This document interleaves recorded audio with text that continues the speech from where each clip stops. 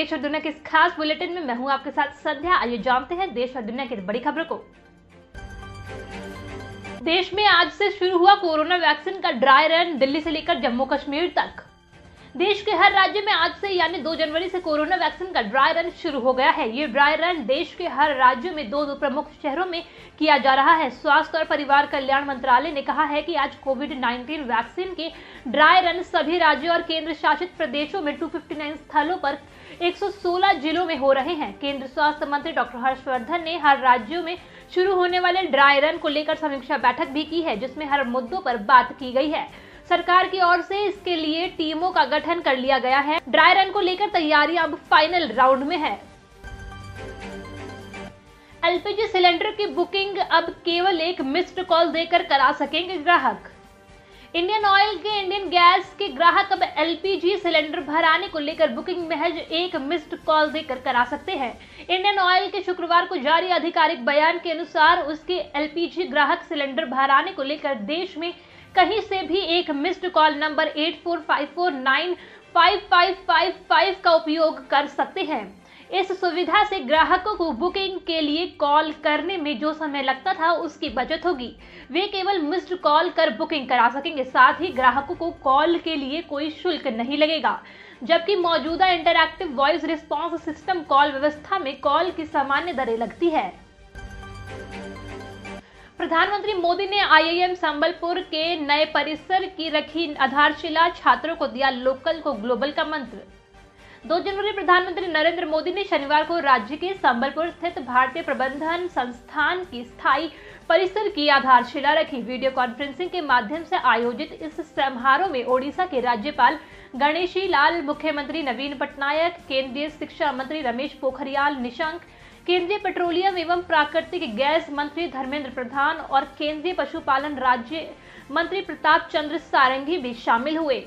इसमें उद्योग जगत के अग्रणी नेताओं, शिक्षाविदों, छात्रों, पूर्व छात्रों और आईआईएम संबलपुर के शिक्षकों सहित 5000 से अधिक लोग भी डिजिटल माध्यम से जुड़े। वोडाफोन आइडिया यूजर्स के लिए बड़ी खबर, 15 जनवरी से काम नहीं करेगा आपका ये सिम कार्ड। नए साल में वोडाफोन आइडिया ने अपनी 3G सिम सर्विस को एक और शहर के लिए बंद करने का फैसला किया है। कंपनी ने आने वाली 15 जनवरी से दिल्ली में अपनी 3G सेवाओं को बंद करने जा रही है। इस सर्विस के बंद करने को लेकर कंपनी ने अपने यूजर्स को मैसेज और कॉल के जरिए जानकारी देनी भी शुरू कर दी है। इसके साथ ही उन्हें अपने 3G सिम को 15 जनवरी से पहले 4G में पोर्ट करवाने के लिए भी कह रही है, जिससे उन्हें किसी तरह की परेशानी का सामना न करना पड़े और वे आसानी से वोडाफोन आइडिया की सेवाओं का इस्तेमाल कर सके। देश में हर किसी के लिए मुफ्त होगी कोरोना वैक्सीन, केंद्रीय मंत्री डॉक्टर हर्षवर्धन का बड़ा ऐलान। भारत में 2 जनवरी से कोरोना वैक्सीन का ड्राई रन शुरू हो चुका है। इस बीच केंद्रीय स्वास्थ्य मंत्री डॉक्टर हर्षवर्धन ने बड़ा ऐलान किया है। उन्होंने पत्रकारों से बात करते हुए कहा कि कोरोना वैक्सीन सिर्फ दिल्ली ही नहीं बल्कि पूरे देश में हर भारतीय को मुफ्त लगाई जाएगी। इसके लिए किसी भी तरह का शुल्क नहीं लिया जाएगा। जानकारी के मुताबिक केंद्रीय स्वास्थ्य मंत्री doctor Harshvardhan Singh corona vaccine के ड्राई रन का जायजा लेने के लिए दिल्ली के जीटीबी अस्पताल पहुंचे। इस दौरान पत्रकारों से बातचीत करते हुए उन्होंने कहा, सिर्फ दिल्ली ही नहीं बल्कि देश भर में हर भारतीय को कोरोना वैक्सीन मुफ्त में लगाई जाएगी। मैं लोगों से अपील करता हूं कि वे अफवाहों पर ध्यान ना दें। बीसीसीआई अध्यक्ष और पूर्व भारतीय कप्तान सौरव गांगुली अस्पताल में भर्ती, सीने में दर्द की शिकायत। सीने में अचानक उठे दर्द के बाद बीसीसीआई के मुखिया सौरव गांगुली को अस्पताल में भर्ती कराया गया है। कोलकाता के वुडलैंड्स अस्पताल में भर्ती पूर्व भारतीय क्रिकेट कप्तान की हालत फिलहाल स्थिर बताई जा रही है। अपने आवास स्थित जिम में कसरत के दौरान दादा को अचानक सीने में तेज दर्द उठा, जिसके बाद उन्हें आनंद फानन में अस्पताल ले जाया गया। शुरुआती रिपोर्ट्स के अनुसार उन्हें दिल का दौरा पड़ा और एंजियोप्लास्टी से गुजरना होगा।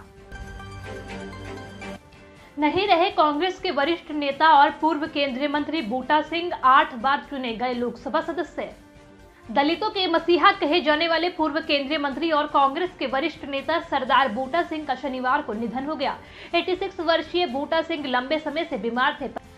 पंजाब के जालंधर जिले के मुस्तफापुर गांव में 21 मार्च 1934 को जन्मे हुए सरदार बूटा सिंह 8 बार लोकसभा के लिए चुने गए। प्रधानमंत्री नरेंद्र मोदी और कांग्रेस के पूर्व अध्यक्ष राहुल गांधी ने बूटा सिंह के निधन पर शोक जताया है।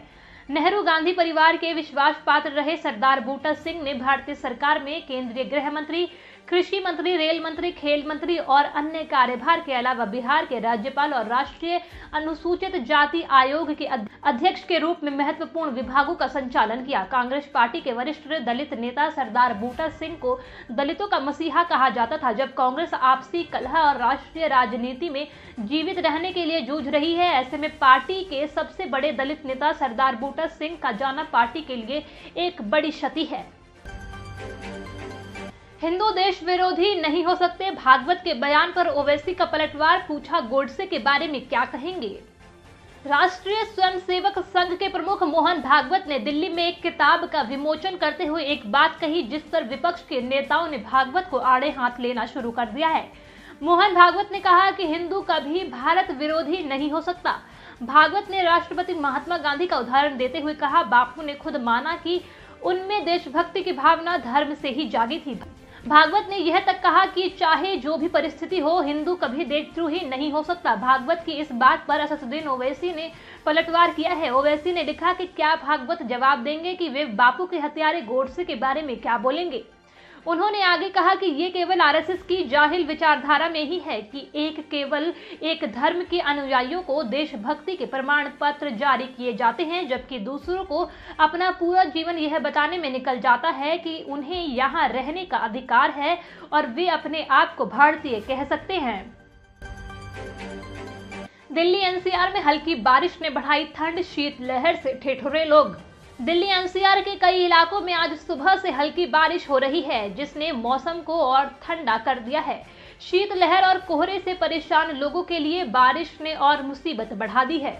मौसम विभाग के प्रमुख कुलदीप श्रीवास्तव के अनुसार शनिवार से पश्चिमी विक्षोभ के सक्रिय होने के कारण न्यूनतम तापमान में वृद्धि दर्ज की जाएगी। इस वजह से 2 जनवरी से लेकर 6 जनवरी तक लोगों को सर्द हवाओं से राहत मिलेगी। वहीं न्यूनतम तापमान के 8 डिग्री सेल्सियस तक पहुंच जाने की संभावना है। साथ ही पश्चिमी विक्षोभ के कारण आगामी 3 जनवरी से लेकर 5 जनवरी तक दिल्ली एनसीआर में हल्की बारिश की भी संभावना बनी हुई है।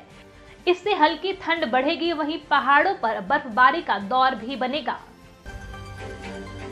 गांव मोहल्ला के देश और दुनिया के इस खास बुलेटिन में आज के लिए इतना ही। अगर आपको हमारा शो पसंद आया तो हमें कमेंट सेक्शन में बताएं और वीडियो को लाइक, शेयर और चैनल को सब्सक्राइब करें।